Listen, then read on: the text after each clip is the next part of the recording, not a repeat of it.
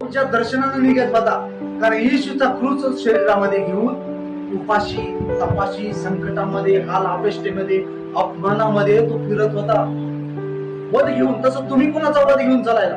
आता काही लोक म्हणतात मी लेकरांचा वध घेऊन चालले, लेकरांना मोठं करणं, लग्न करणं, लेकरांना चांगल्या नोकऱ्या लावणं, एवढंच आमचा उद्देश आहे पालक साहेब. याच्या पुढे आम्हाला काही नाही पाहिजे.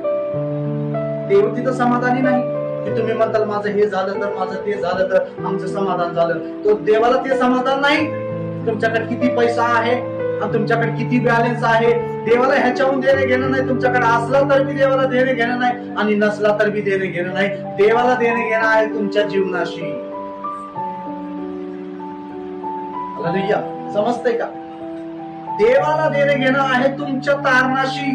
देवाला चिंता आहे की तुमचा आत्मा, जसा हा व्यक्ती म्हणत आहे की खा पे ऐश कर, तुझ्यासाठी भरपूर कमवलंय, पण देव म्हणला सगळे कमवलंय पण आज तुझा आत्मा जाणार आहे, आज तुझा मृत्यू होणार आहे. मग हे सगळी जी झटपट खटपट केला ती कुणासाठी? म्हणून आपलं हृदय, जसं राजू म्हणले की आम्हाला आनंदाचं सांग, मला एक आनंदाचं सांग. आणि पौल इथं म्हणत आहे की आम्ही